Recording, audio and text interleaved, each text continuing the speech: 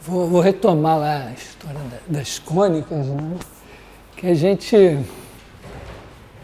começa com uma equação de segundo grau agora, ax2 mais 2bxy mais c y2 mais dx mais ey mais f igual a zero. E aí, por meio de uma mudança de coordenadas, foi uma rotação, depois uma translação, né? Mas o principal é a rotação, a gente consegue mostrar que isso cai numa equação conhecida de cônica, né? Foi fundamental a rotação, quer dizer, é uma mudança de sistema de coordenadas, mas mantém a base ortonormal, porque as cônicas foram definidas por meio de distância, né? Vamos dizer, quando você tem uma base ortonormal, assim, né? ε1, ε2, quando você pega as coordenadas, o 1, o 2 aqui, então, vamos dizer, a distância geométrica, né, é dada pelo teorema de Pitágoras, e então você usa, né, o fato aqui que a norma de V é igual a raiz quadrada de 1 ao quadrado mais o 2 ao quadrado. Se fosse um sistema de coordenadas assim, já não seria isso. Claro que uma consequência do que a gente fez foi observar que se você pegar agora um sistema de coordenadas qualquer, botar uma curva, botar o x aqui, o y aqui, com unidade aqui, outra unidade aqui, se uma curva satisfaz essa equação, o conjunto dos pontos satisfaz uma equação assim, é uma cônica. Porque quando a gente muda, quando a gente muda esse sistema de coordenadas para um sistema, dizer, de base ortonormal, a equação do segundo grau muda, mas muda para uma outra equação do segundo grau. E como a gente mostrou que num sistema de base ortonormal, a equação do segundo grau dá uma cônica, então, na verdade, em qualquer sistema dá uma cônica. Não sei se ficou bem claro isso. Quer dizer, quando você muda o sistema de coordenadas, muda a equação. Mas a equação do segundo grau muda para a equação do segundo grau. Então, como sempre é possível mudar para um sistema de base ortonormal, se a equação num sistema qualquer é do segundo grau, quando você mudar para um de base ortonormal é do segundo grau, e no de base ortonormal a gente mostrou que é uma cônica. Agora, eu vou fazer a mesma coisa com uma abordagem um pouco diferente. Até por uma razão assim, imagina que a gente tivesse uma equação de segundo grau, mas em Rn, quer dizer, tem n variáveis, né? Quer dizer, teria aqui A11 x1 ao quadrado, mais A12 x1 x2, mais A22 x2 ao quadrado, mais A23 x2 x3, mais A33 x3 ao quadrado, mais A34 x3 x4, mais A44 x4 ao quadrado, mais, ainda bem que deu no quadro para chegar pelo menos a x4, quer dizer, então a gente estaria aí num Rn, e aí já não é tão simples assim pensar em rotação, né? A gente até pode pensar usando o produto escalar de Rn. Então, eu vou colocar a coisa em outros termos, e que vale nesse caso aqui também, embora o objetivo não seja esse. Observa que a gente pode pegar isso aqui e reescrever da seguinte maneira. Você pode pegar aqui a matriz AB, BC, essa é a razão desse 2B, multiplicar por xy, depois fazer o produto escalar por xy. Isso aqui vai dar ax mais by vezes x, então dá ax2 mais bxy. Depois você tem bx mais cy vezes y, dá mais um bxy, que soma com outro B dá esse 2B aqui, e mais CY2. A rigor, essa divisão desse negócio igualitária aqui não seria necessário. Quer dizer, podia botar aqui B sobre 4 e aqui 7B sobre 4, a soma dá 2B, daria certo também. Mas isso aqui é crucial no raciocínio. Embora seja coisa que naturalmente qualquer um de nós faria, tem sua razão de ser aqui. Depois, esse daqui a gente pode escrever assim, né? DE escalar XY mais F igual a 0. Isso torna explícito uma coisa seguinte, ó. Aqui eu posso dizer, bom, esse cara daqui é um vetor W, esse daqui é um vetor W, esse daqui é um vetor W0, esse aqui é o meu vetor W, aqui o número F é o número F, e isso aqui eu posso pensar como uma transformação linear T, que no sistema de coordenadas canônicas é dado por essa matriz. Então eu posso pensar assim, ó, eu tenho T de W escalar W mais W escalar W0 mais, vamos ser fiel aqui, W0 escalar W mais F igual a 0. E pensar então que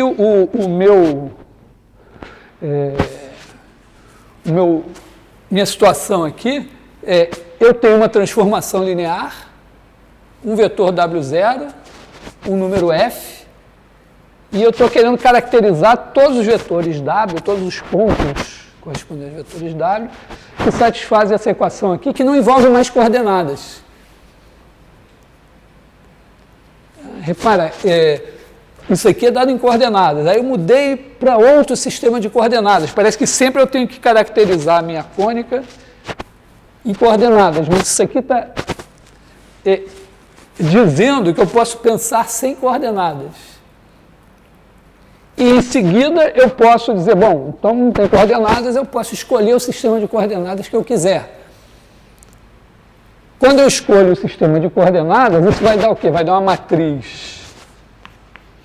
Matriz de T vezes o W, representado em sistema de coordenadas, escalar o W nesse sistema de coordenadas, mais o W0 nesse sistema de coordenadas, escalar o W nesse sistema de coordenadas, mais F igual a 0. Bom, para o meu produto escalar não me dá problemas em termos das coordenadas, é bom que eu escolha uma base ortonormal. Porque quando eu tenho base ortonormal, o produto escalar é simples em termos das coordenadas. E está claro aqui, né, que eu gostaria de ter uma base ortonormal tal que essa matriz não tivesse isso aqui.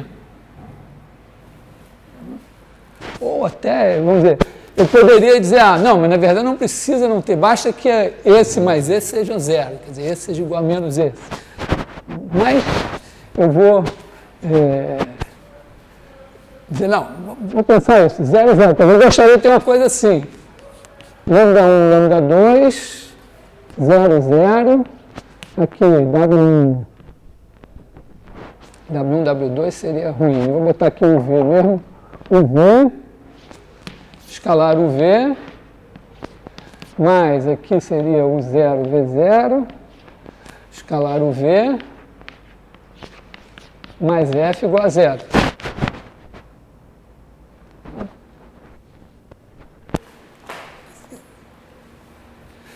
Então, em vez de pensar em termos de rotação, eu posso pensar nisso, eu posso pensar, eu quero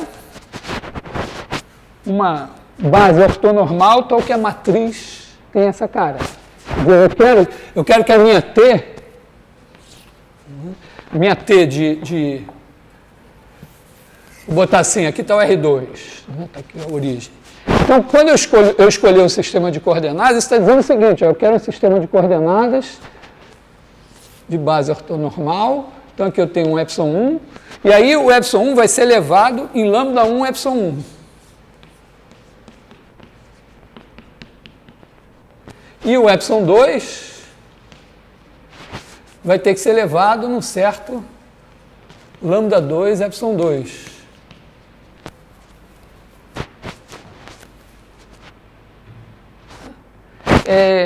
Nem sempre isso é possível. Por exemplo, quando você tem uma rotação que não seja de um múltiplo de π, porque quando é um múltiplo par de π, todo mundo é elevado nele mesmo. Quando é um múltiplo ímpar de π, todo mundo é elevado em menos ele mesmo. Mas as rotações que não são desse tipo, nenhuma reta fica parada. Não aconteceria. Mas justamente o teorema espectral, o que ele nos diz é o seguinte: quando a matriz é simétrica, isso sempre é possível. Então, eu vou tentar obter isso aqui e eu vou conseguir porque essa matriz é simétrica. Então, se eu tivesse posto aqui B sobre 4 e 7B sobre 4, não ia dar certo. Não ia ser simétrico, não ia dar certo. Bom, então vou mostrar então o que no final das contas a existência da rotação, né, é equivalente a dizer, bom, quando eu tenho uma transformação linear com a matriz simétrica, eu sempre consigo uma base ortonormal em que essa mesma transformação linear fica com uma matriz assim. Então, na verdade, esse teorema vale em Rn. Na verdade, ele vale, com algumas hipóteses eventualmente adicionais, até em dimensão infinita.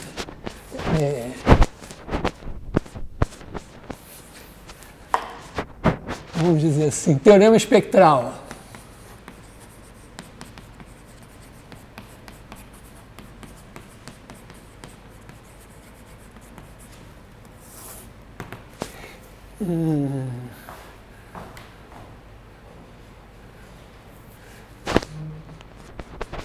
Se T de Rn em Rn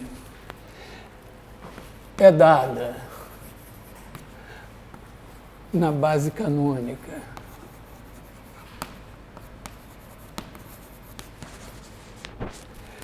por matriz simétrica,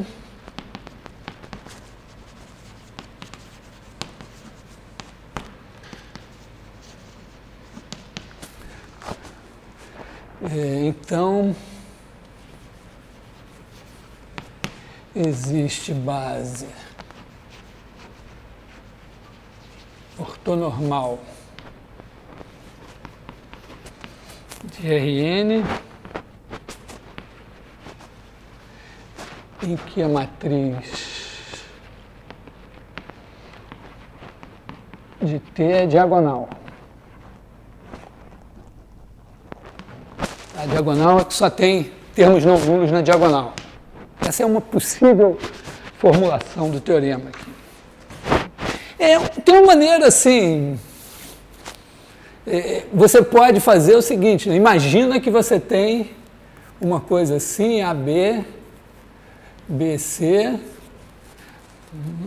uma matriz simétrica, e aí você está procurando o quê? Você está procurando vetores, vamos dizer assim, soluções XY, tais que isso daqui seja um certo lambda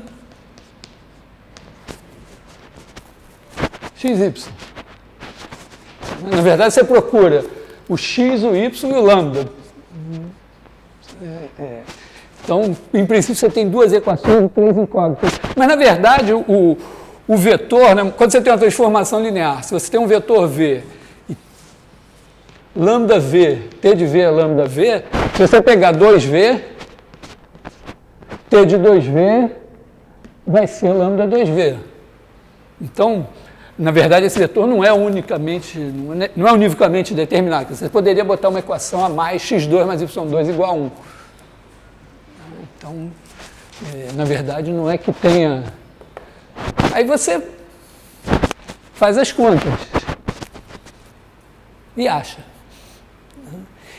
Um macete bonitinho, assim, para resolver esse problema é observar o seguinte, né? O que a gente quer? A gente quer isso, quer dizer, queremos achar lambda e o xy não nulo. Esses caras são dados e a gente quer isso. 0, 0, claro, não vale, porque botou 0, 0 aqui, dá lambda 0, 0 sempre. E aí você vai fazer a seguinte observação, olha, se isso daqui, caiu na prova não por acaso, tá? Se isso daqui vai acontecer, significa o quê? Isso aqui é a mesma coisa que você escrever AB, BC, XY igual a 1001 vezes lambda XY. Botando o lambda aqui dentro, passando para o lado de cá, né, significa que A menos lambda, B, C menos lambda, XY igual a 0, 0. E você quer uma solução não nula, XY não nulo. Então, significa que essa transformação correspondente a essa matriz leva um vetor não nulo em 0. Se ela leva um vetor não nulo em 0, ela não é uma objeção, então o determinante dela é 0. Então, a gente pode simplesmente esquecer por hora o xy e dizer, ó, o meu lambda tem que ser tal que o determinante disso seja igual a 0. Então, você tem que ter o determinante de A menos lambda, B, C menos lambda. Claro que podia fazer também, né? Lambda menos A menos B, lambda menos C. Quando a dimensão é ímpar, pode ser mais simpático, né? Ter o lambda n. Isso aqui igual a 0. E aí já é... Bom, primeira coisa, você já sabe que tem 2 lambdas no máximo, e que pode não ter lambda.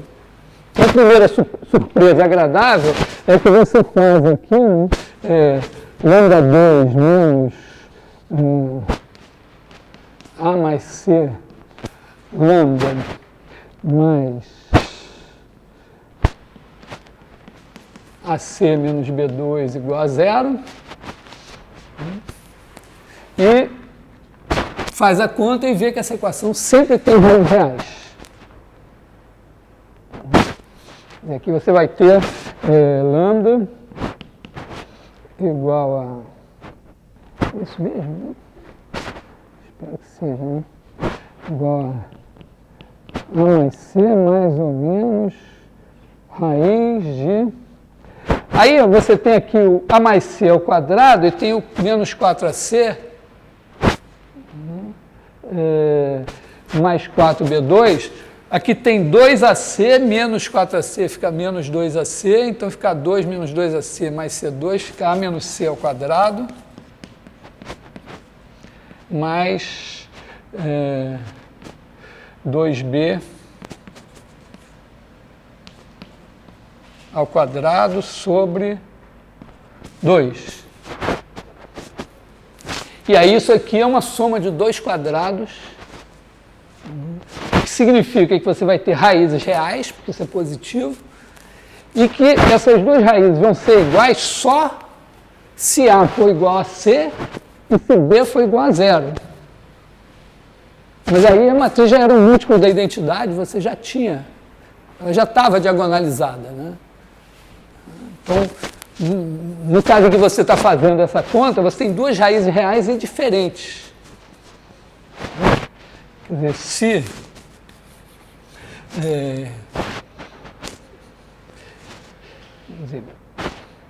B é diferente de zero, e A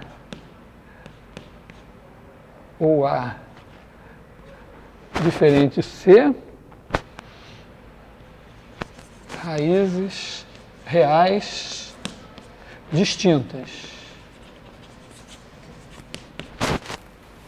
Então você tem duas raízes. E é importante isso aqui, porque com duas raízes distintas você vai ter dois vetores linearmente independentes. Deixa eu apagar o enunciado, né?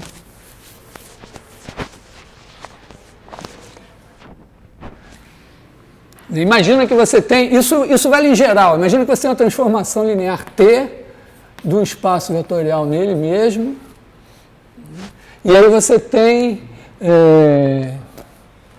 lambda 1 diferente de lambda 2, V1 não nulo e V2 também não nulo, e T de V1 igual a lambda 1 V1, T de V2 igual a lambda 2 V2.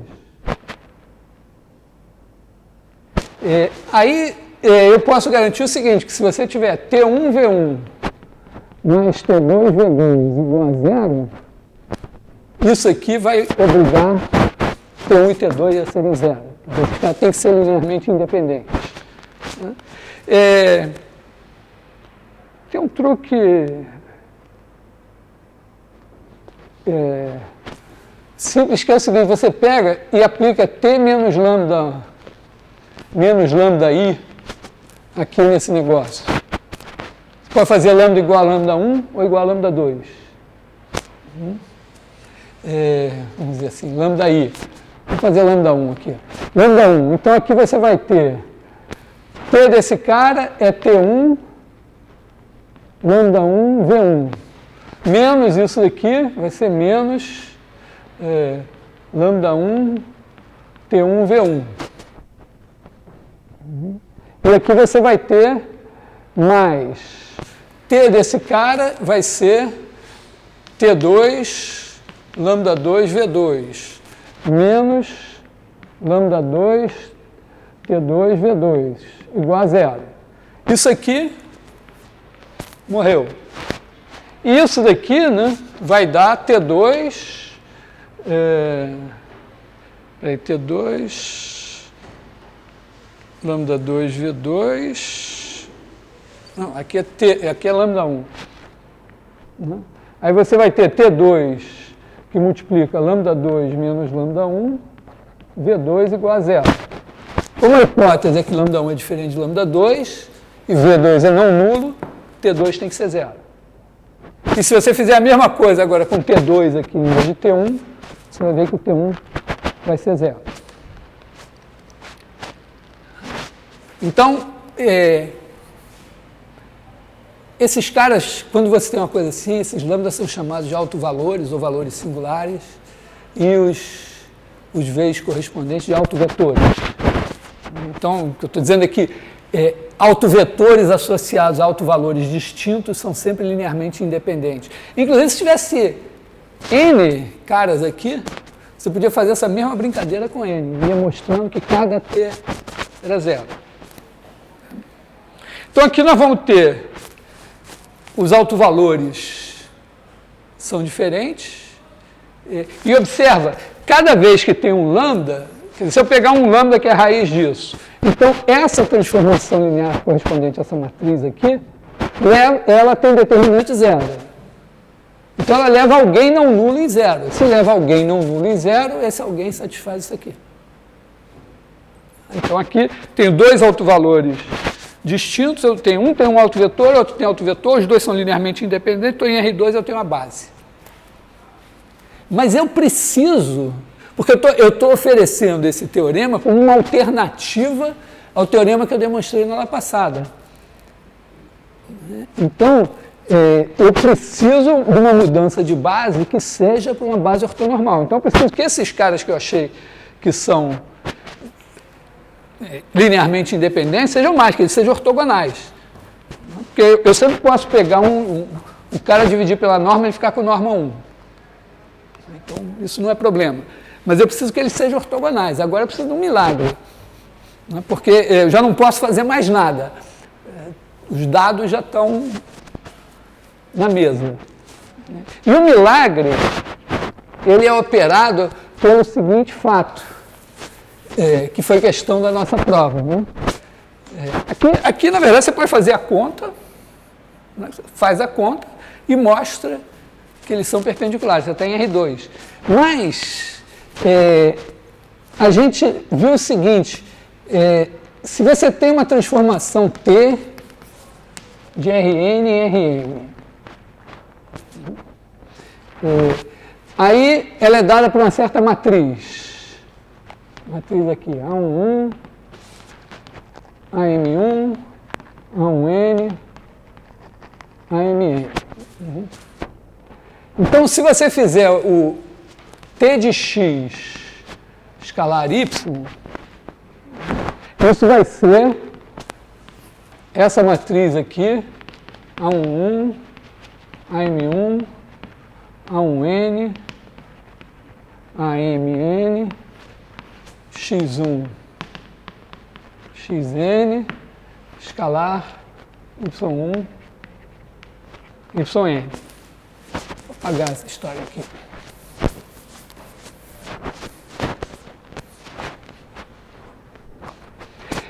Isso aqui, essa conta, eu vou fazer ela de uma maneira meio oriental.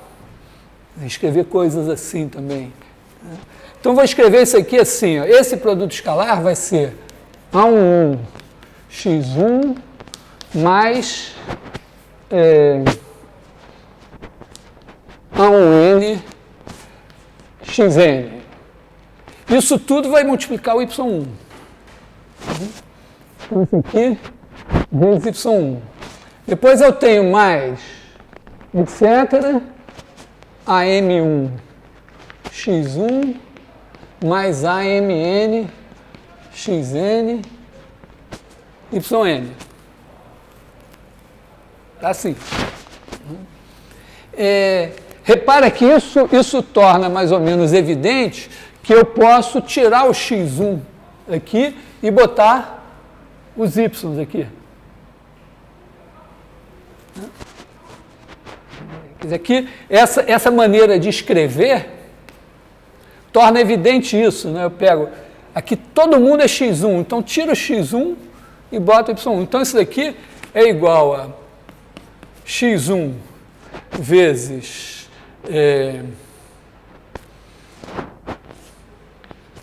A1, y1 mais AM1.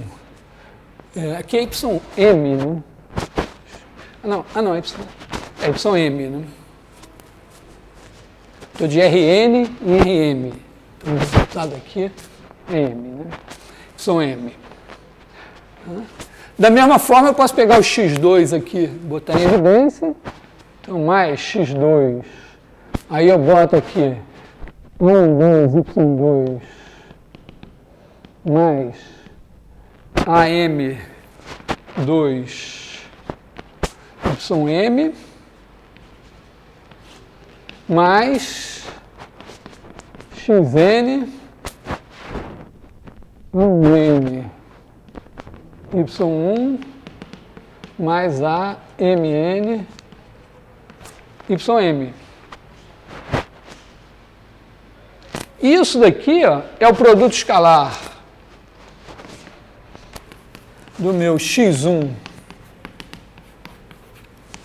xn por esse vetor que tem essas caras aqui, essas coordenadas entre parênteses aqui.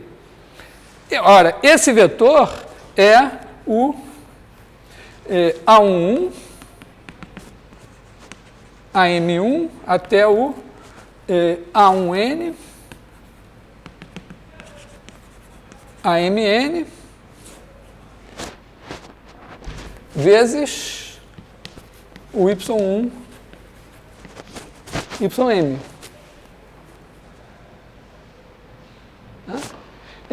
Então, isso está dizendo o seguinte, né, que se eu pego uma matriz qualquer, multiplico por um vetor e multiplico o resultado escalarmente por outro vetor, é a mesma coisa que pegar esse vetor e multiplicar pelo produto da transposta pelo de cá.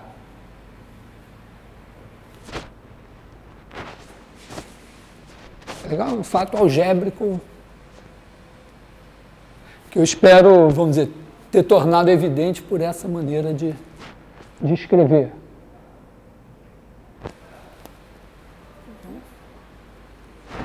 Estou com a cara assim meio... Não ficou muito feliz com isso? Eu só escrevi vamos dizer, não tem geometria.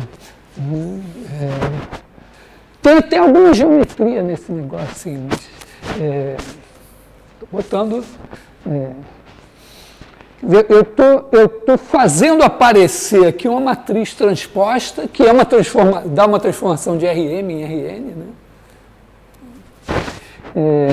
E estou concluindo, né, que vale isso daqui. Inclusive, posso chamar essa T, correspondente à transposta, eu vou chamar de adjunta de T. Vamos dizer, essa daqui seria P de x e essa daqui, assim, seria a T estrela de y. E o que eu estou dizendo é que T de x, y é igual a x T estrela de y. Estou fazendo uma coisa meio suja, porque eu estou definindo a T estrela. Eu tenho a T, uma coisa bonita assim pensar, né, que a T é uma transformação e ela não depende da matriz. E aí você bota a matriz, mas a matriz é só, sei lá, uma roupa que ela está vestindo nessa ocasião, mas a verdadeira T pode aparecer com outras roupas, ou quem sabe até, como na hora que eu coloquei a equação só com a T, sem roupa nenhuma. Mas aqui eu estou definindo a T estrela pela roupa que ela está vestindo. É uma coisa meio... Mas, na realidade, essa equação aqui define a T estrela. Não vou me alongar nisso agora, mas define. Então, quando a matriz é simétrica, quer dizer, quando a matriz é quadrada, ela pode ser simétrica, e quando ela é simétrica, isso aqui vale. Então, estou fazendo isso para fazer essa observação. T de Rn com matriz simétrica aqui na base canônica, então ela faz isso, né? T de x, y igual a x T de y. Isso aqui, eu estou fazendo isso porque, embora a gente pudesse fazer a conta ali diretamente com o resultado, como a gente faz o cálculo, provavelmente o Marco Aurélio mandou vocês fazerem um exercício, ou vai mandar fazer com integral, em algum momento, provando um negócio com integrais, que é isso aqui também. Isso aqui vale. Então, imagina que a gente tem... Então, nós estamos na seguinte situação. Nós temos T de ε1 igual a λ1 ε1. Nós temos T de ε2 igual a λ2 ε2. Nós conseguimos esses caras. Nós temos também o quê? Que, bom, ε1 é diferente de zero, ε2 é diferente de zero, e λ1 é diferente de λ2.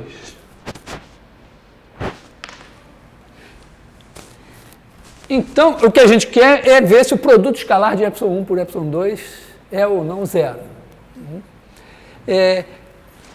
Então, a gente pode fazer um truque assim, ó, se você fizer T de ε1, ε2, isso é igual a ε1 t de ε2. É o que diz a matriz C simétrica.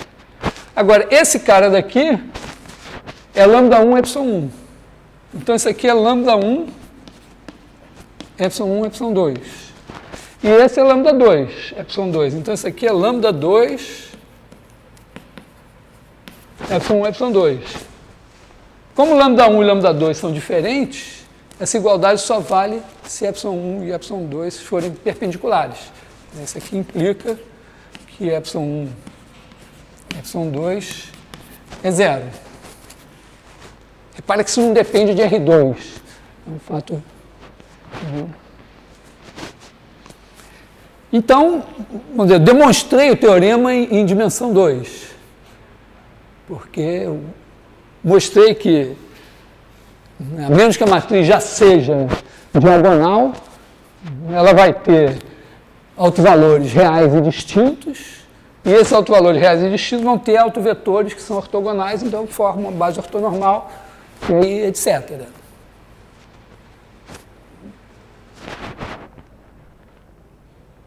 Bom, isso aí é meio uma coisa assim para eu pensar, bom, então eu posso agora tentar fazer em R3. Quer dizer, Rn ainda está muito, mas R3, imagina, você tem uma equação de segundo grau em R3. Então, vamos, antes que eu apague dúvidas, coisas estranhas, desconfortos, mal-estares. É possível, vocês não sentem nada? Eu estou me sentindo o anestesista da piada. Assim, não vou contar piada, não.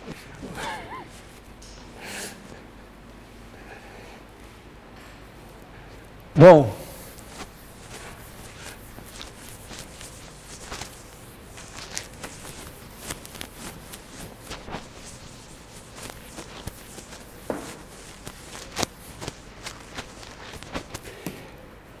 então, R3, imagina isso, que você tem, nem sei quantas letras vai ser preciso, mas vamos pensar assim, eu tenho x, y, z, e aí eu vou ter uma coisa assim, ax2 mais, vou fazer assim, b, y2 mais cz2 mais 2d, xy mais 2e, yz mais 2f, xz, agora mais gx, mais h, y mais i, z mais j, igual a zero. Então eu vou fazer a mesma coisa. Eu vou pegar aqui, vou escrever assim, A, B, C, XY deve ser aqui D, YZ deve ser E aqui, e XZ, F, XYZ,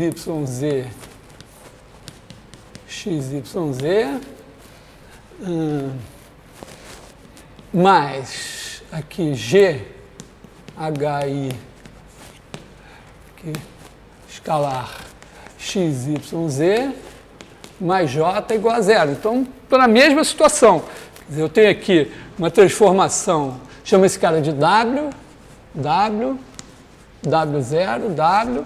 Então, eu tenho T de W escalar W, mais W0 escalar W, mais J igual a zero. E se eu eliminar esses caras aqui, minha vida vai ficar mais tranquila. Porque eu vou poder completar quadrados e ter uma coisa tipo x2 mais y2, quer dizer, ax2 mais by2 mais cz2, alguma coisa assim, ou menos e tal. Quer dizer, eu reduzo a um certo número de casos. Em vez de estudar os casos antes, eu vou partir direto daqui. E aí, bom, minha situação é exatamente a mesma. Eu tenho uma transformação, né, que equivale a T tem essa seguinte propriedade. T de ε1, ε2 é igual a ε1, T de ε2, né, para quaisquer ε1, ε2 em R3. Eu só demonstrei o teorema espectral em dimensão 2. Então, na verdade, se eu demonstrar o teorema espectral em dimensão 3, quer dizer, se eu mostrar que existe uma base ortonormal de autovetores aqui, está resolvido para mim. Tá? Então, eu vou esquecer por hora esse contexto e vou me concentrar só nisso aqui, né?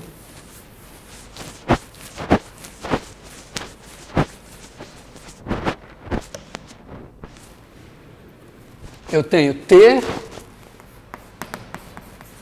de R3 em R3, ela tem essa propriedade aqui, T de x escalar y igual a x T de y em todo xy em R3, e eu quero,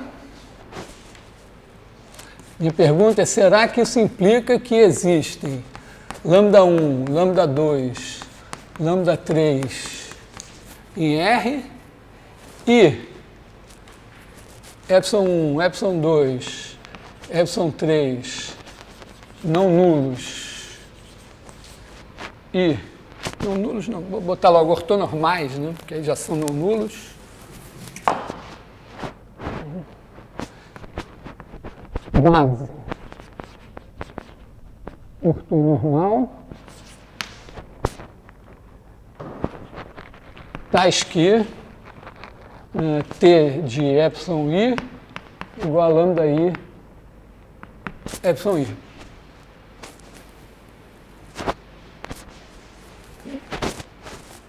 Então, primeira coisa, eu vou fazer isso, né? Eu vou fazer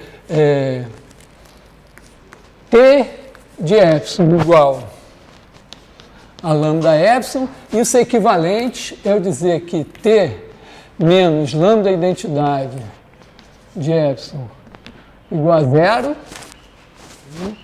Aqui existe epsilon diferente de zero e lambda pertencente a R, está escrito isso daqui, equivale a isso daqui com epsilon diferente de zero, então equivale a eu fazer o determinante de T menos lambda I igual a zero. E aí eu estou, determinante, matriz 3 por 3, tem os lambdas lá, isso vai dar uma equação do terceiro grau.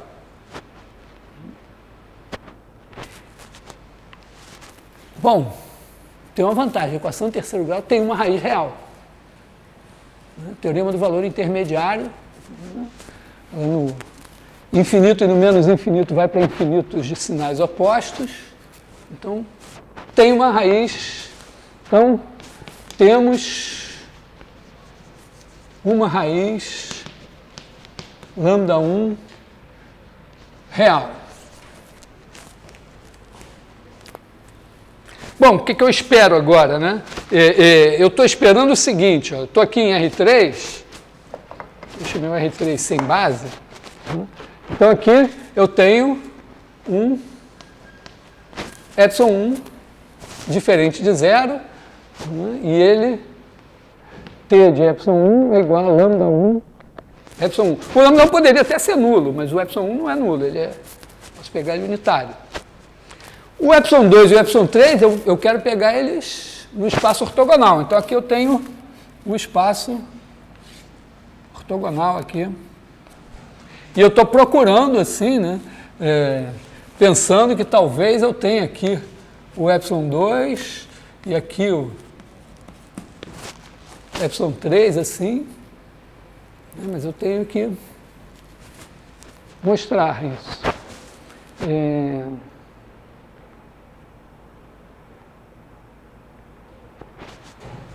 Se por acaso, bom, esse espaço aqui, vamos chamar esse espaço aqui de é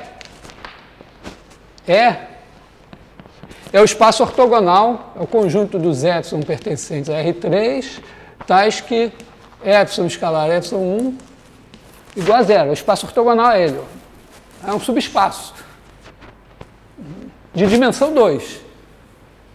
Em R3 já tem um aqui, esse espaço é de dimensão 2. Imagina se, por sorte, o T de E cai em E. Se T de E estiver contido em E, eu vou estar com uma transformação T de E em E, e ela vai satisfazer T de x y igual a x T de y para todos x e y em E.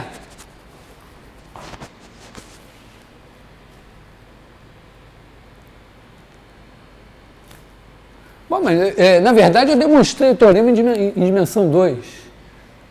Na verdade, eu fiz em R2, peguei o Z básico, mas na verdade eu só precisava, né, que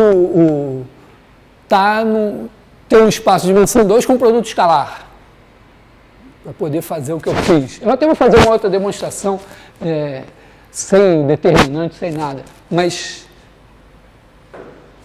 é isso aqui, né?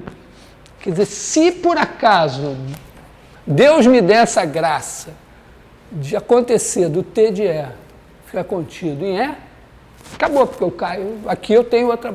Eu posso aplicar o teorema espectral aqui e resolver.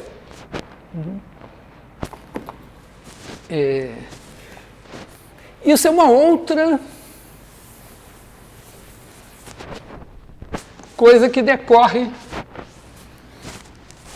daqui, né? Porque olha só, imagina que V, ou que epsilon, pertence ao meu espaço E. Isso significa o quê? Que epsilon escalar epsilon 1 é igual a 0. Mas isso implica, né, que epsilon vezes lambda 1, epsilon 1 é igual a 0 também.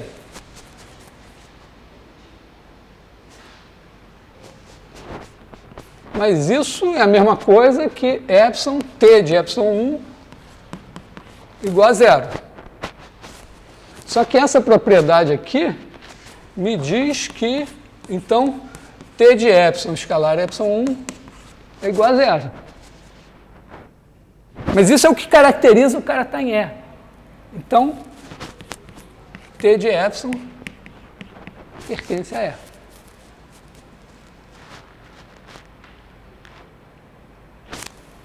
Então, essa propriedade aqui também me dá isso, né? Quer dizer, se eu tenho um cara aqui, na verdade é um subespaço invariante pela T, e tem um subespaço perpendicular a ele, esse subespaço também é invariante pela T.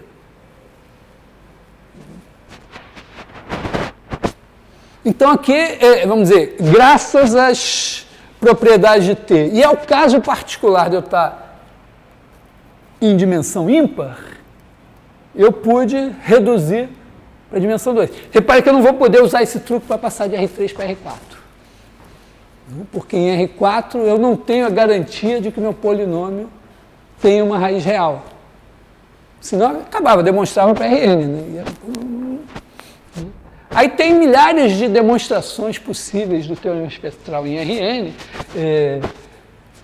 Um caminho seria passar pelos complexos, passar para Cn, porque aí tem uma raiz, mas a raiz é complexa, então você tem que dar um jeito, tem várias maneiras de fazer. Mas aqui é só observar que a gente pode reduzir o caso de R3 para o caso de R2, e, portanto, o teorema vale em R3 também, e, portanto, uma equação de segundo grau em R3 pode ser simplificada. E aí a gente pode entender que tipos de superfícies a gente vai ter. Quer dizer, significa que mudando a base, só por uma mudança de base, para uma base ortonormal, a gente muda para uma coisa do seguinte tipo, né? AX2 mais BY2 mais CZ2 mais DX mais EY mais F, V mais G igual a 0. Aí tem problemas assim. É claro que se o A, o B e o C forem não nulos, a gente pode engolir o D, o E e o F.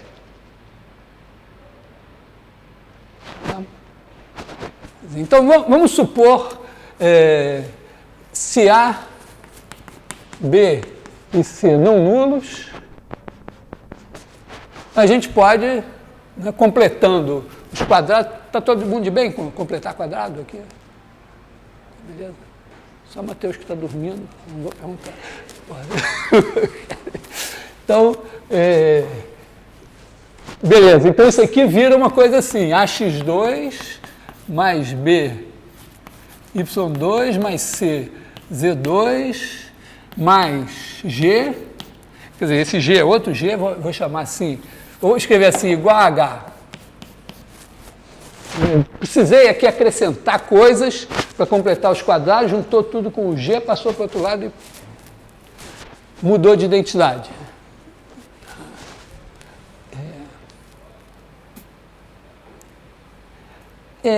Bom, agora tem possibilidades referentes aos sinais desses caras. No primeiro caso, caso 1, A, B e C, eu espero que o H também, né? E H com o mesmo sinal. Aí, é essencialmente um elipsoide, né? Certo? Você vai ficar com uma coisa assim, né? No final das contas, isso vai ser um alfa x2 mais beta y2 mais gama z2 igual a 1. Na verdade, aqui alfa 2, beta 2, gama 2. Divide tudo por H aqui. E é uma coisa assim, você tinha O2 mais V2 mais W2 igual a 1 com U igual a alfa x, V igual a beta y, W igual a gama z.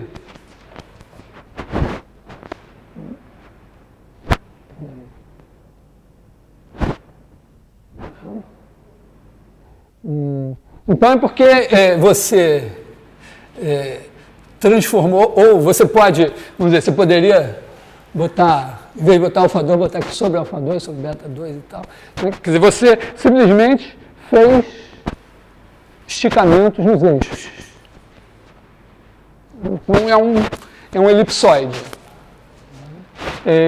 Na verdade, se você, cada coordenada que você fizer igual a zero, você vai ter uma elipse clássica com as outras duas. Na verdade, se você seccionar esse negócio ao longo, vamos dizer, passando pela origem, na verdade, se você seccionar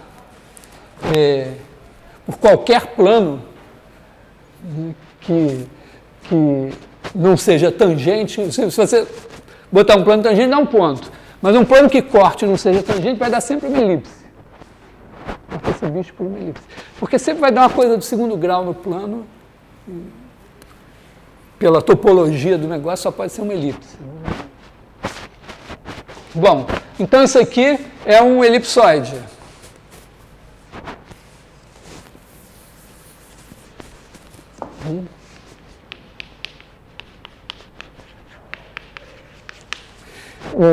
Bom, se esses três tiverem o mesmo sinal e esse tiver um sinal oposto, aí não tem problema, né? Bom, se eles tiverem o mesmo sinal e esse aqui for nulo, dá um ponto só.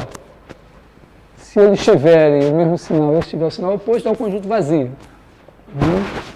Então, ponto, conjunto vazio. Segunda coisa, né?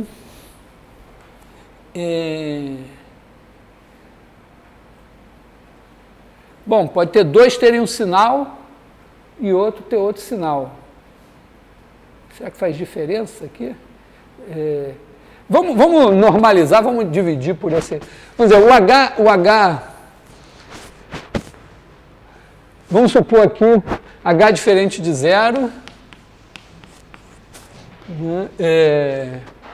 E vamos fazer uma coisa assim, né? A gente vai ter, vamos fazer assim, x2 sobre alfa 2, y2 sobre beta 2, Z2 sobre gama 2. E aqui os sinais podem ser mais ou menos igual a 1.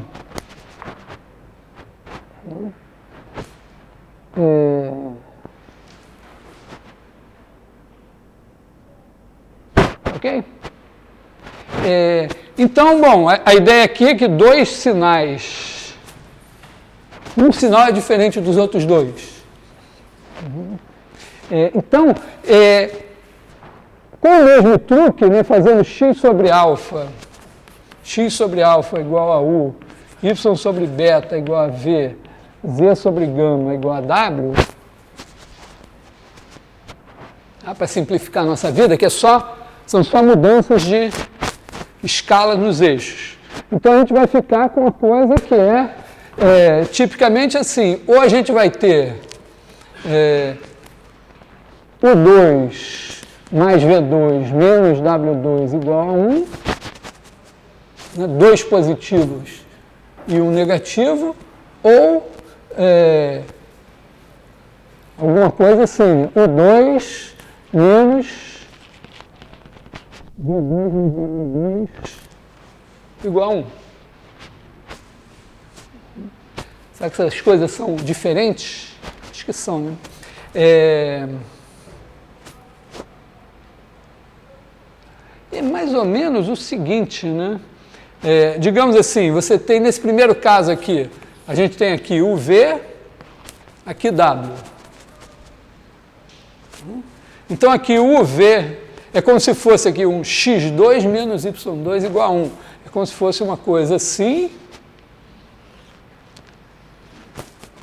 Só que esse UV, ele pode girar. Quer dizer, aqui seria o seguinte, você pensa que isso aqui é qualquer reta passando pela origem no plano UV. Aí, U2 mais V2 menos W2 igual a 1 corresponderia a um x2 menos y2 igual a 1. É uma hipérbole equilátera. Então, se você rodar essa reta aqui, você tem um hiperboloide de revolução.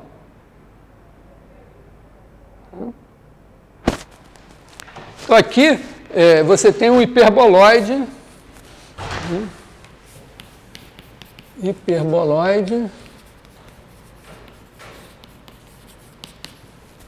Vou chamar assim de uma folha. Eu não vou dizer de revolução, porque esse daqui não é de revolução. Tá? Esse aqui é de revolução, mas quando você mexer nas escalas, ele achata. Eu botei na página do curso um applet lá do Valdecir, que tem exatamente um negócio lá do segundo grau, de XYZ, você mexe e ele vira, acho que tudo que você quiser, ou quase. Então você tem isso aqui.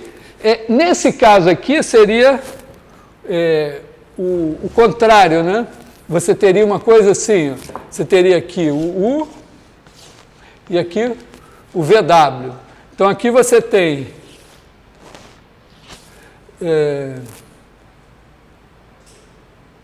esse cara aqui, assim, só que o VW está aqui. Então esse negócio, essa hipérbole aqui, ela pode girar, mas assim. Quando ela gira assim, né, ela vira um hiperboloide de revolução, mas de duas folhas. Então aqui, hiperboloide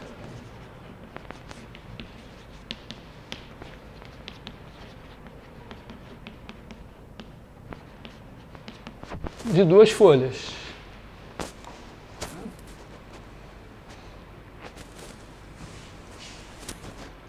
Bom, pode acontecer esse cara ser zero aqui também. Se esse cara for zero, isso aqui degenera num cone. E o outro também degenera num cone. Tá? Quer dizer, H igual a zero.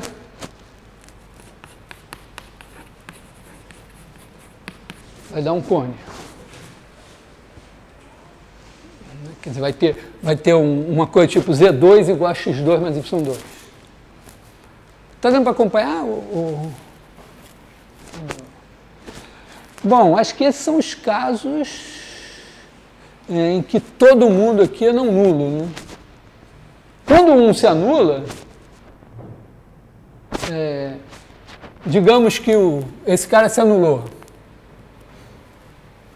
Bom, se esse cara for nulo também, né, sumiu a variável z, você tem uma cônica no plano xy e você tem um cilindro montado em cima dela.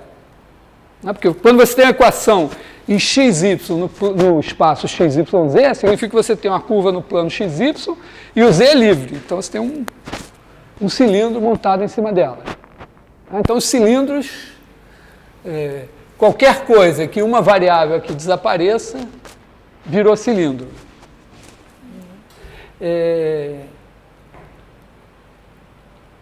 Então digamos que nenhuma desapareceu. Vamos dizer assim, A e B não nulos, C igual a zero, F diferente de zero.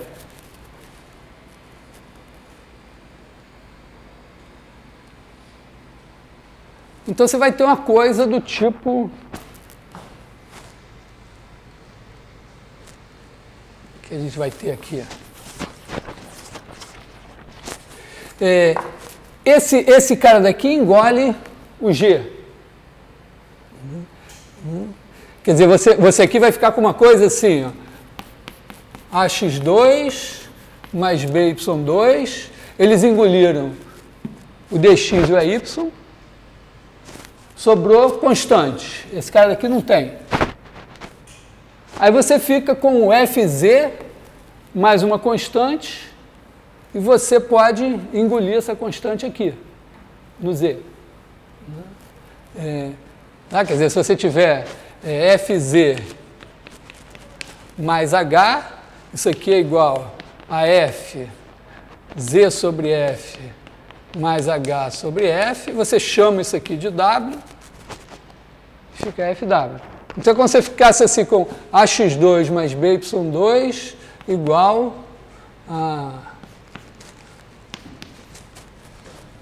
um HZ aqui, né?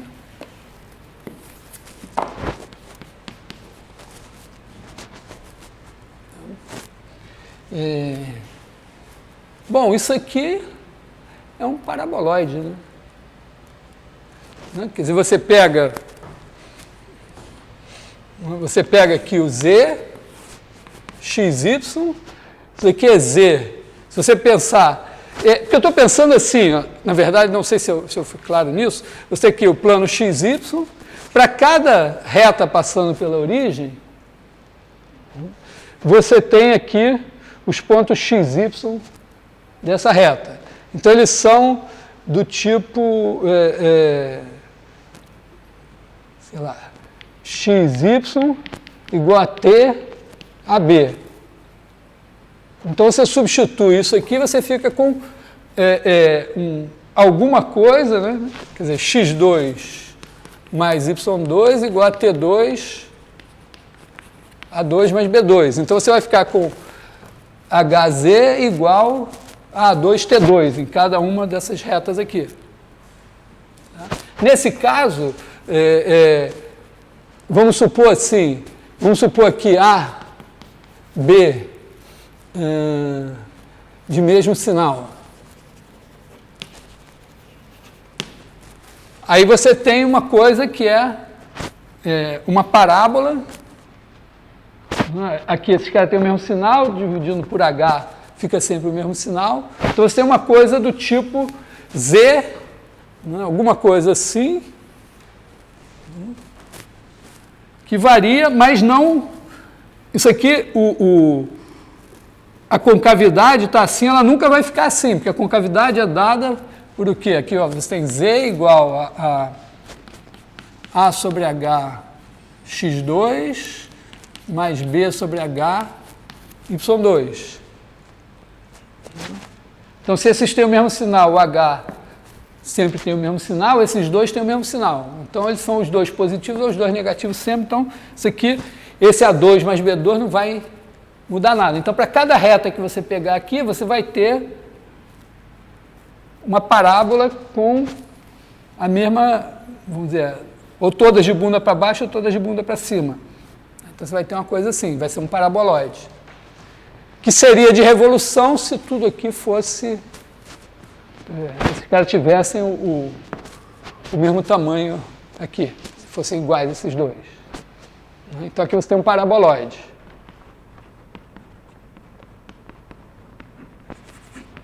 Que é um paraboloide tipo de revolução, só não é de revolução porque você achata ele. Se esses caras tiverem sinais trocados, aí esse negócio tem uma hora que muda, né? Quer dizer, você vai ter, se A e B tiverem sinais trocados, você vai ter, vai ser uma coisa assim, né? A2x2 menos B2y2, vamos dizer, uma coisa assim, ou vice-versa. Isso aqui vai ser A mais AX mais BY vezes AX menos BY. Então, aqui você tem a reta AX mais BY igual a zero, AX menos BY igual a zero, nas duas se anula. Num espaço, vamos dizer, vai ter uma coisa assim, mais, menos, menos. E aí aqui, num você vai ter parábolas assim, no outro parábolas assim. Você vai ter uma cela, você pode montar aqui, botar até um negocinho para segurar aqui, para não cair. Tá? Então aqui, vamos dizer, AB negativo dá uma cela. O que mais a gente pode ver de bom aqui?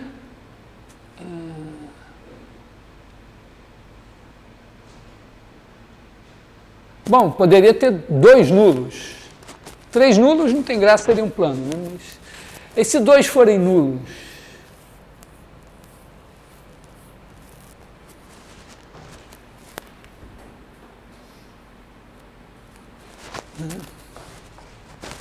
É legal até agora, assim?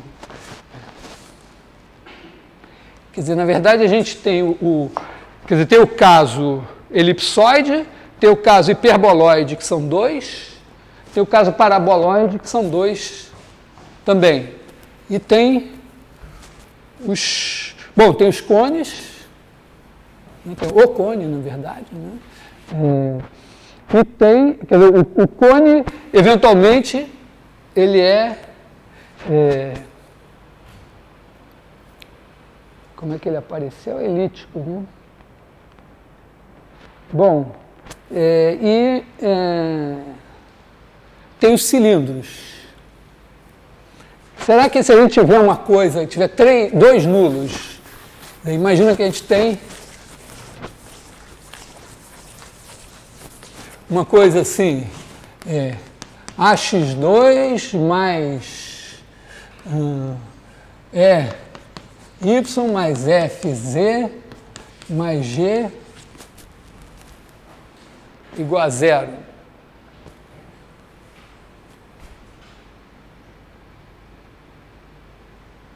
Isso aqui também é um cilindro, essencialmente, eu acho.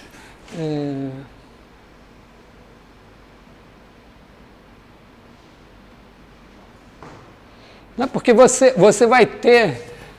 você pode pegar isso daqui tudo e...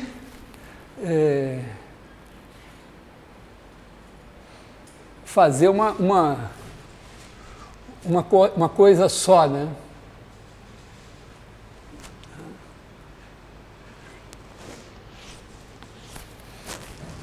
Aqui no plano YZ, né, você tem aqui o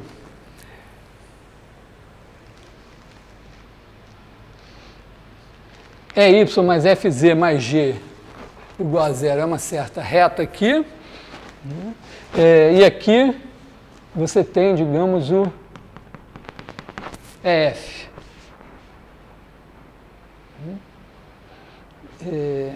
Então, se você andar aqui, bota um eixo aqui assim, se você andar aqui assim, aqui você tem 0, aqui você vai aumentando. Então é como se você tivesse aqui uma coordenada. E bom, o x está aqui. Então, vamos dizer, passando aqui pelo vamos dizer assim, você pode escrever assim, ax2 igual a alguma coisa menos f yz menos g. Então, se você olhar para os múltiplos desse cara daqui, quer dizer, isso aqui é como se fosse uma variável lá, w igual a x2.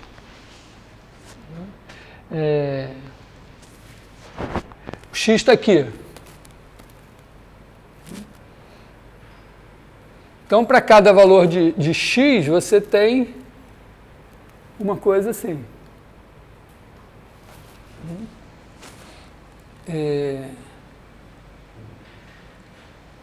Tá.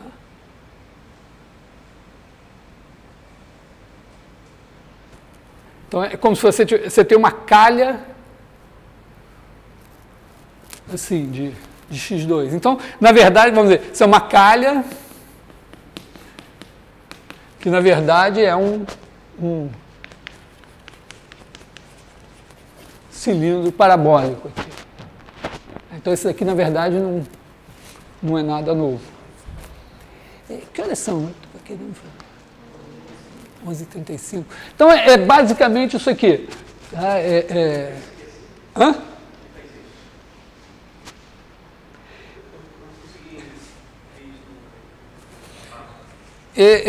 Vamos dizer, você tem aqui o x e aqui você tem o YZ, né? Tá? Vamos dizer, o YZ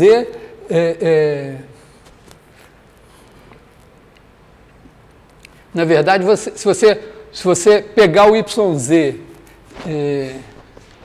e botar, porque aqui você pode pegar o x e escolher, botar o x assim, aí olhar o YZ aqui, digamos que você olha aqui, né? Aí você vai ver uma coisa assim, né?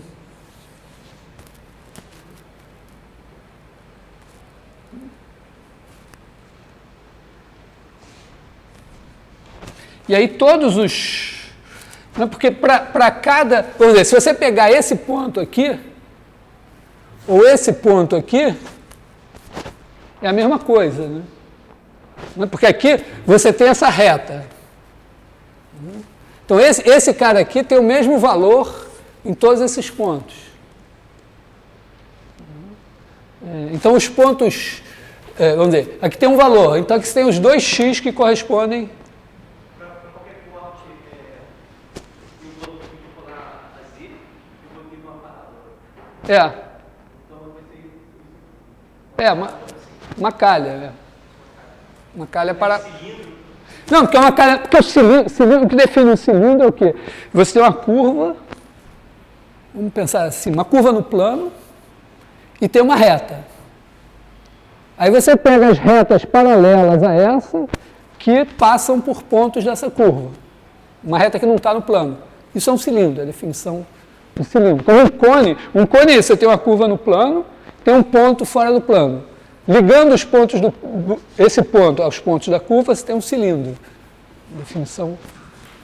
A gente pensa sempre o cilindro circular reto, mas cilindro é isso. Então, um cilindro é isso, tem uma curva, é como se fosse uma cerca, uma calha, uma coisa assim.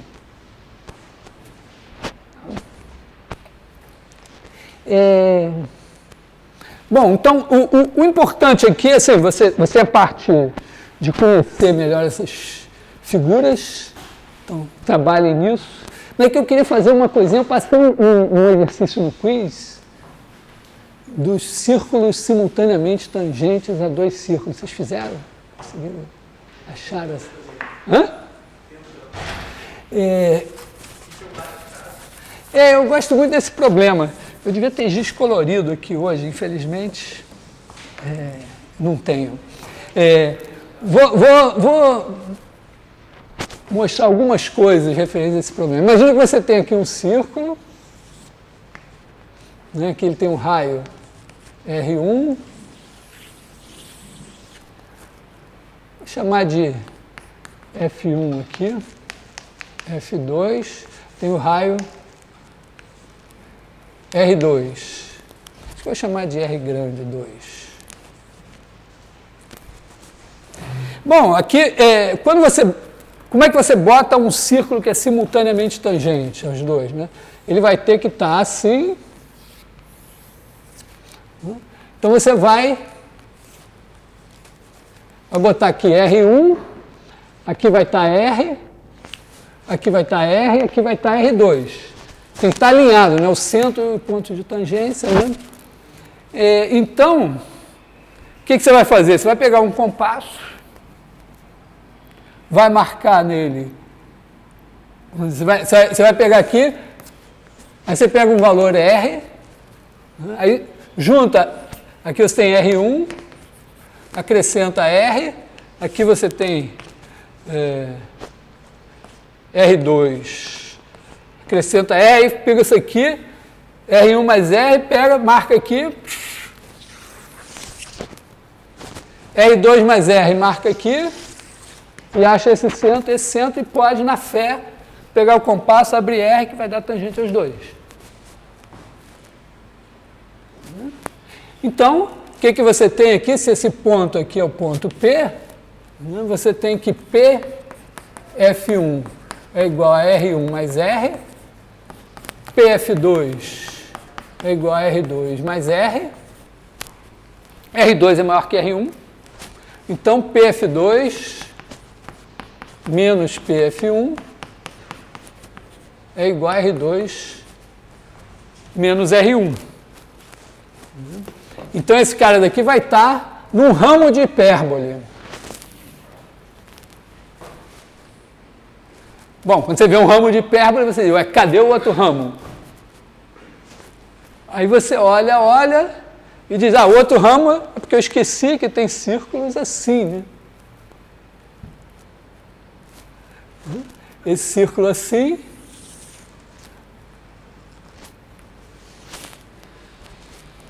E aí esse círculo assim, eu estou fazendo no GeoGebra o filme disso aqui que eu estou me devendo há muitos anos. Né? Você vai ter aqui, ó, PF1 é igual, está aqui, vou chamar de Q, né? QF1 é isso aqui, é R menos R1. E Q F2 é R menos R2. Então, aqui, se você subtrair assim, né, QF1 menos QF2 vai ser R2 menos R1, que é positivo, é o outro ramo da mesma hipérbole. Então, esse cara daqui...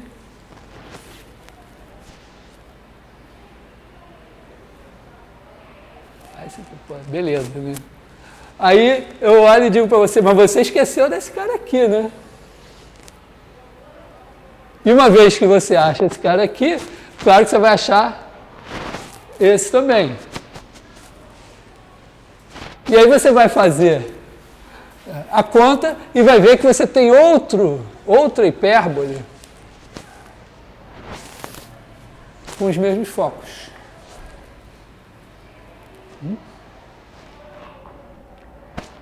Então, são duas hipérboles. Deixa eu apagar aqui.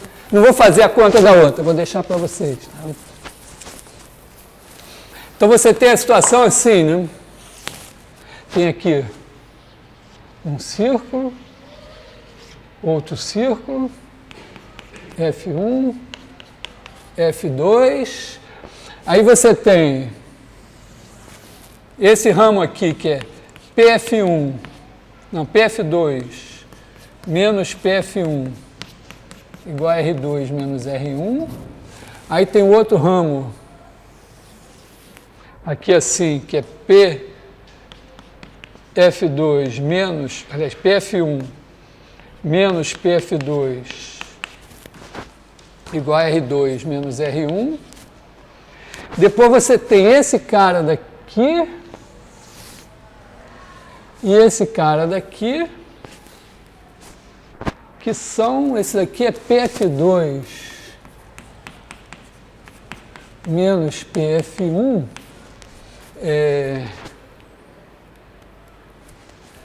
eu acho que é R2 mais R1, acho que é isso.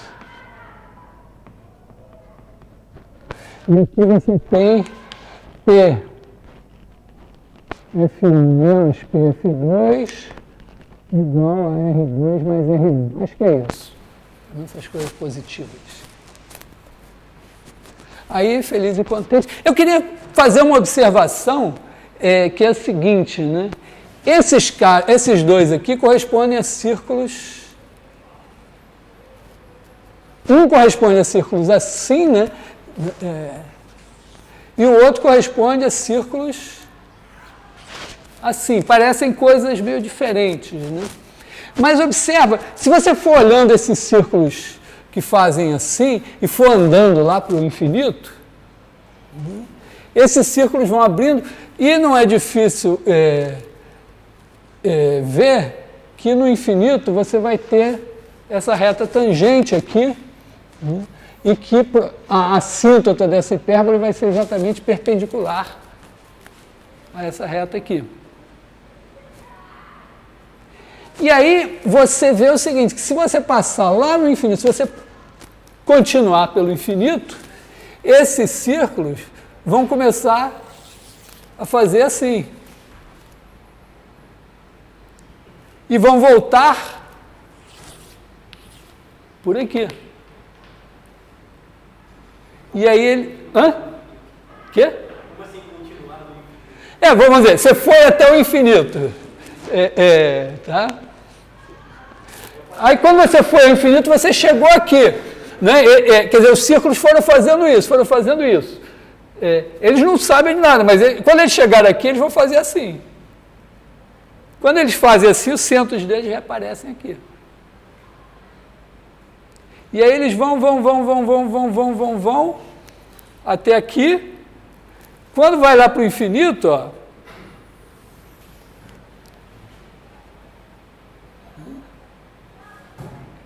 porque eles vão fazendo assim até uma hora que fica assim, depois eles ficam assim, e lá no infinito eles vão assim, e aí você tem a assíntota dessa daqui que vai ser perpendicular a essa. E quando ele chegar aqui, ele vai querer fazer assim. E aí ele vai voltar por aqui, que a outra, quer dizer, essa aqui é assim.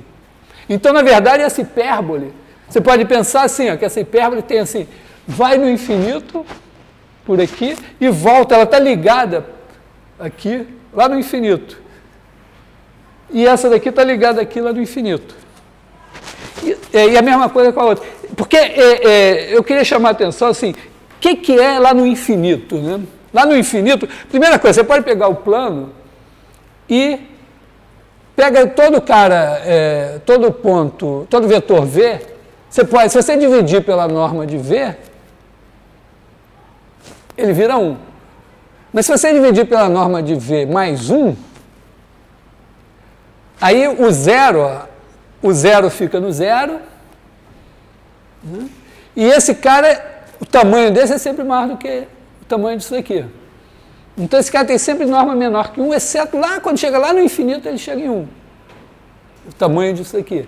Então você transforma o plano todo num círculo de raio 1. Né? E tipicamente, né, você tem, né, cada reta que você pegar passando pela origem, ela tem um ponto no infinito aqui, um ponto no infinito aqui. É mais ou menos a ideia natural da gente, né? Pensar a reta tem um infinito para um lado, outro infinito para o outro. Então, tem isso aqui. Você pode pensar isso como espaço plano hiperbólico, uma coisa assim. Tem uma maneira de... Até porque, por exemplo, as retas paralelas a essa vão bater aqui também, se você trouxer para cá. Mas eu só quero observar que é uma maneira de pensar o infinito, ou seja, que cada reta tem 2 pontos no infinito e que o plano seria uma espécie de círculo enorme e que teria um ponto no infinito para cada ponto aqui da circunferência. Quando a gente faz a projeção estereográfica, a gente pega isso tudo e diz, não, vai ter um infinito só. Aqui a gente está pensando uma coisa que já apareceu na perspectiva, né, que quando a gente olha para uma reta em perspectiva, ela tem um ponto só no infinito. Né? Quando você caminha toda a vida para frente, você chega lá no ponto de fuga, e se você caminhar para trás, você chega no mesmo ponto de fuga. Então, imagina isso, que cada reta ela tem um ponto no infinito. Isso corresponderia a ligar, em vez de, na projeção estereográfica, você liga todo mundo aqui. Você tem que ligar esse ponto nesse, e é muito mais complicado do que parece.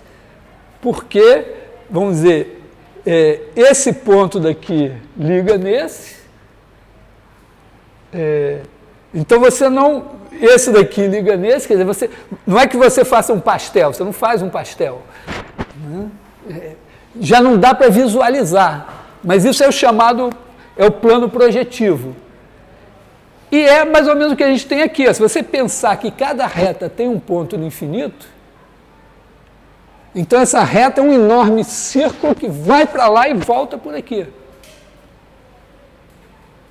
Então é isso, você está aqui,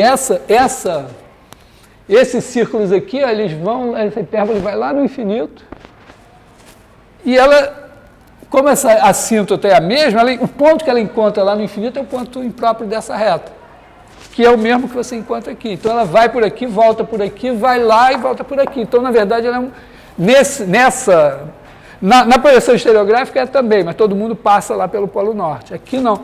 Vamos dizer, como se ela fosse, vamos dizer, ela vai até aqui, né?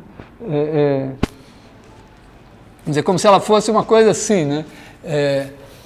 Ela tem um ponto impróprio aqui e outro ali. Então, é como se ela fizesse alguma coisa, sei lá, alguma coisa assim, só que quando ela foi aqui, ela voltou, esse ponto daqui é emendado nesse. E aí esse daqui vai e ele é emendado nesse. Então, na verdade, ela tem 2 pontos lá no infinito. E ela é uma coisa só. Essa é a primeira coisa que eu queria mostrar para vocês, que vamos dizer, são 3 maneiras diferentes de olhar o plano no infinito. Uma é essa aqui, que é mais simplesinha, a projeção estereográfica já tem uma coisa mais... Mas, de qualquer maneira, as duas você pode desenhar, e tem essa do plano projetivo que você não consegue desenhar, você tem que imaginar. Mas eu queria mostrar, ainda tem mais uma coisa nesse problema que é legal.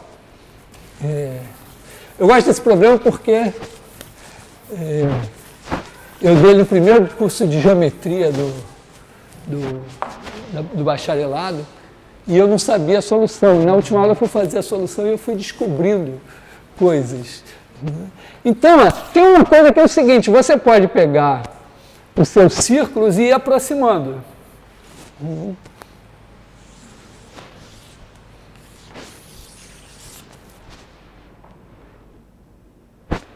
E acontece o seguinte, que como essa hipérbole de cá,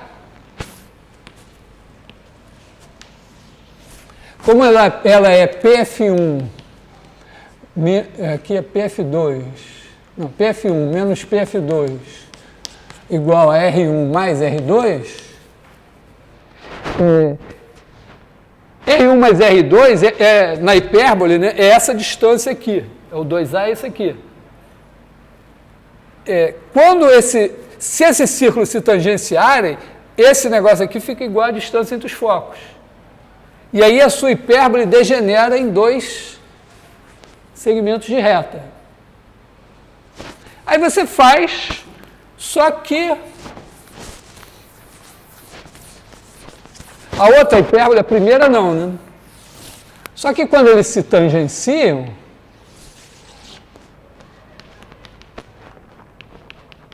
você fica com uma hipérbole, sei lá, aqui assim, não sei se é mais para cá. Aliás, eu acho que é mais, bom, na verdade essa daqui vai passar aqui, eu acho, né? Porque os círculos vêm assim. Só que agora você espera isso aqui. Só que você pode pegar um ponto aqui e fazer um círculo assim, agora, um ponto aqui. Então, na verdade, não ficam partes semirretas, fica uma reta. Peraí, que história é essa? Como que uma hipérbole assim, que devia degenerar em duas semirretas, degenera numa reta? A resposta está se você avançar um pouco, né? Quando você bota os círculos assim, você continua tendo aqui uma hipérbole, aqui tem esses círculos assim, aqui tem os assim e tal, só que aqui ó, você passa a ter círculos assim. Esses círculos assim vão dar uma elipse.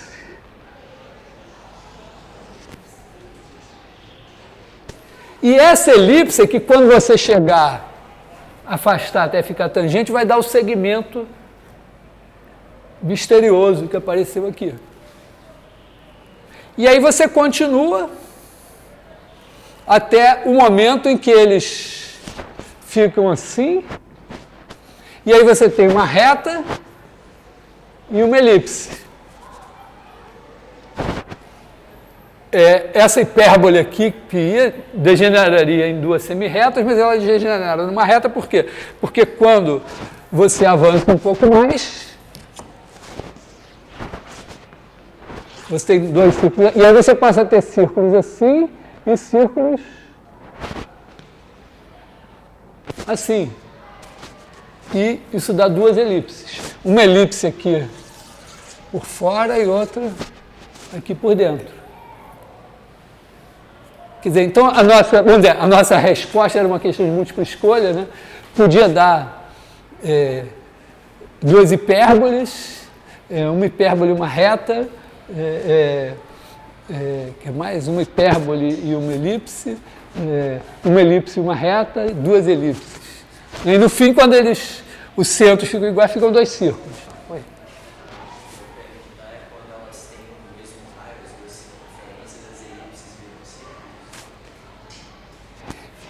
Quando tem... Não, as elipses não viram círculos, porque sempre os focos são os centros.